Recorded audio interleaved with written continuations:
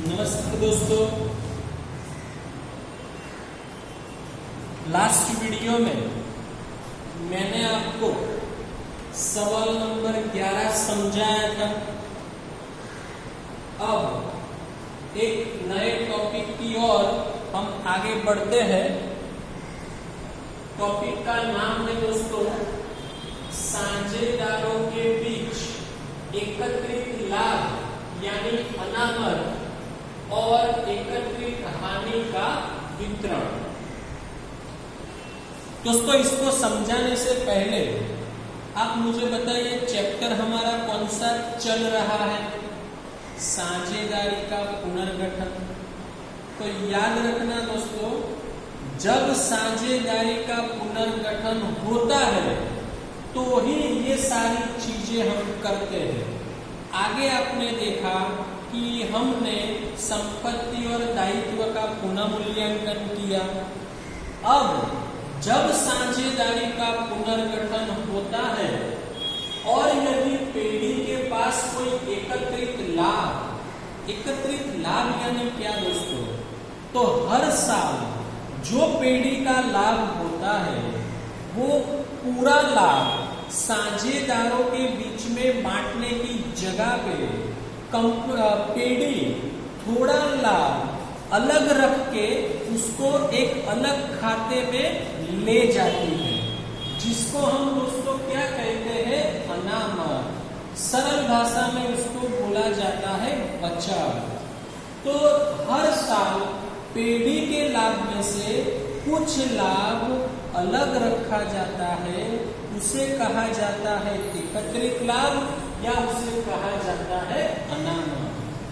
तो दोस्तों, ऐसा कोई लाभ, ऐसी कोई अनामत यदि पेढ़ी की बही में है तो ये लाभ, ये अनामत किसने एकत्रित किया था दोस्तों? पुराने साझेदारों ने। तो ये लाभ, ये अनामत पर उनका अधिकार है। तो इसीलिए जब साझेदारी का पुनर्गठन किया जाए तब ये लाभ और ये अनामत को पुराने साझेदारों के बीच में पुराने अनुपात में बांट दिया जाता है। अब दोस्तों, अनामत के बारे में आपने 11वीं में पूरा चैप्टर पढ़ा था, फिर भी उसके नाम मैंने नीचे लिखे हैं दोस्तों। तो एकत्रित लाभ और अनामत, तो एक नाम है अनामत या उसको हम कहें सामान्य अनामत। अनामत फंड बुलाए उसको। पूंजी अनामत के बारे में भी आप पढ़ चुके हैं। चौथा नाम है कारीगर अकस्मात मुआवजा अनामत। समझाता हूं, आप पहले समझ चुके, फिर भी थोड़ा बता देता हूं।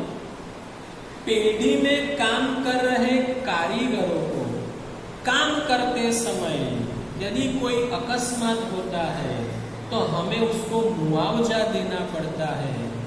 वो मुआवजा देने के लिए जो रकम अलग रखी जाए उसे कहा जाता है कारीगर अकस्मात मुआवजा अनामत। तो यदि ऐसी कोई अनामत हमारे पास शेष बची है, मतलब उसका कोई उपयोग नहीं हुआ है, तो ये पैसे पुराने साझेदारों ने एकत्रित किए थे, इसीलिए पुराने साझेदारों के बीच में पुराने अनुपात में बांट देना है। उसी तरीके से विनियोग कमी वृद्धि फंड यानी अनामत, दोनों एक ही शब्द है दोस्तों। हमने कोई विनियोग किया है, शेयर में विनियोग किया है, डिबेंचर में विनियोग किया है, और यदि उसकी कीमत घट जाती है तो उसकी सामने सुरक्षा करने के लिए, वो हानि की सुरक्षा करने के लिए यदि हमने लाभ में से कुछ रकम अलग निकाली हो तो उसे कहा जाता है विनियोग कमी वृद्धि अनामत। उसी तरीके से कोई आकस्मिक नुकसान हो जाए, उसका निपटारा करने के लिए हम आकस्मिक अनामत भी रखते हैं। लाभ हानि खाता, उसकी जमा शेष यानी शुद्ध लाभ, हमारे पास ऐसा कोई लाभ पड़ा हो तो वो भी पुराने साझेदारों का है, इसीलिए उसे भी पुराने साझेदारों के बीच में पुराने अनुपात में बांट दिया जाता है। अब दोस्तों जब बांटेंगे तब रोजनामचा कैसे लिखेंगे, तो ध्यान रखो। तो ये सब जो है एकत्रित लाभ है, और लाभ और अनामत की दोस्तों जमा शेष होती है। जमा इन सभी की जमा शेष होती है। अब जब हम इनको बांटेंगे, बांटने का मतलब है इनका खाता बंद करेंगे। तो जब खाता बंद होता है तब दोस्तों उल्टी असर दी जाती है, रिवर्स असर दी जाती है। तो इन सभी की जमा शेष है, तो हमें करना है उधार, इन सभी को उधार करना है, और साझेदारों का पूंजी या चालू खाता हमें जमा करना है। तो दोस्तों रोजनामचा क्या बनेगी इसकी देखना जरा। तो रोजनामचा बनेगी, ये सभी खाते हमें उधार करने हैं, पर सवाल में जो दिया है उसको उधार करना है। तो मैं सभी के नाम दोबारा नहीं लिखता हूं, उसकी जगह पे मैं एक कॉमन नाम लिख देता हूं, एकत्रित लाभ या अनामत खाता उधार साझेदारों के पूंजी या चालू खाते से, और इसको कौन से अनुपात में आप बांटोगे दोस्तों, पुराने अनुपात में। पुराने अनुपात में आपको बांटना है इसको। ओके, चलो दोस्तों आगे बढ़ते हैं। अब दूसरा बी है एकत्रित हानि और अवास्तविक संपत्तियां। तो जिस तरीके से दोस्तों एकत्रित लाभ और एकत्रित अनामत हमने पुराने साझेदारों में बांट दी, उसी तरीके से यदि पेढ़ी के पास कोई हानि एकत्रित की हुई है या दोस्तों अवास्तविक संपत्तियां पेढ़ी के पास पड़ी है। अब अवास्तविक संपत्तियां क्या है वो आपने 11वीं में पढ़ा होगा, फिर भी मैं आपको शॉर्ट में बता देता हूं। जो संपत्ति नहीं है फिर भी जिसे संपत्ति माना जाता है, ऐसी संपत्तियों को अवास्तविक संपत्तियां कहते हैं।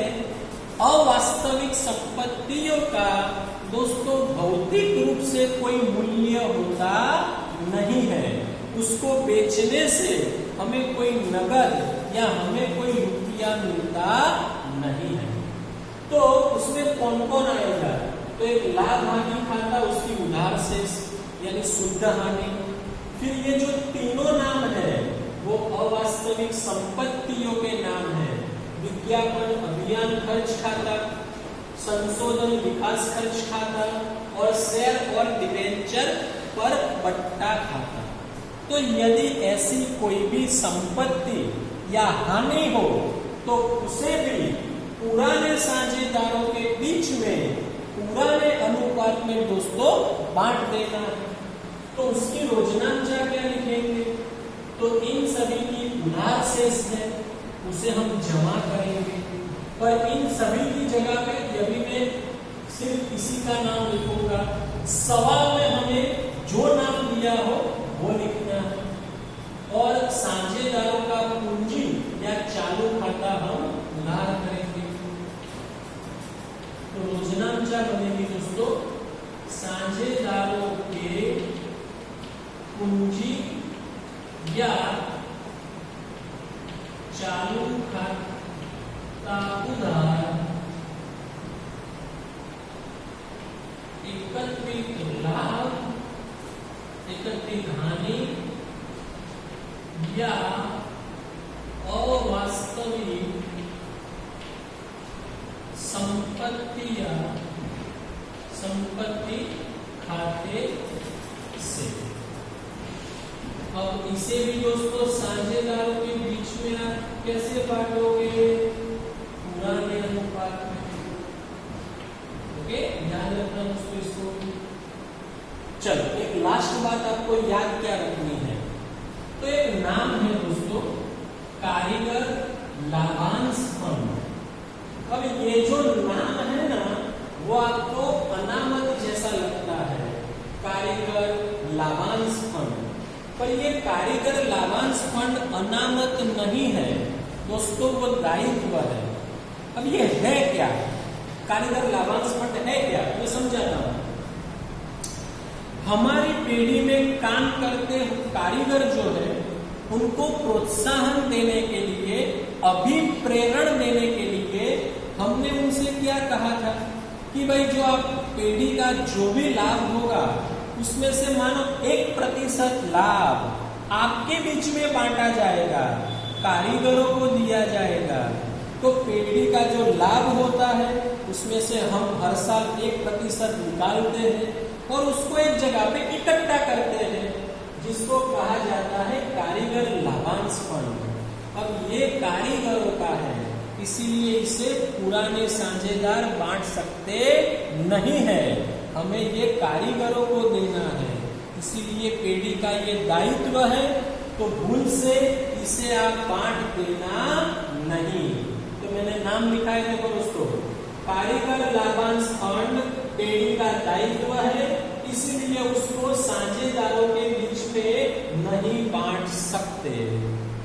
जो थियरी मैंने समझाई दोस्तों, उसे एक बार लिखना, याद रखना, तो अगले वीडियो में हम इसका सवाल जब करेंगे तब आपको समझ में अच्छी तरीके से आएगा।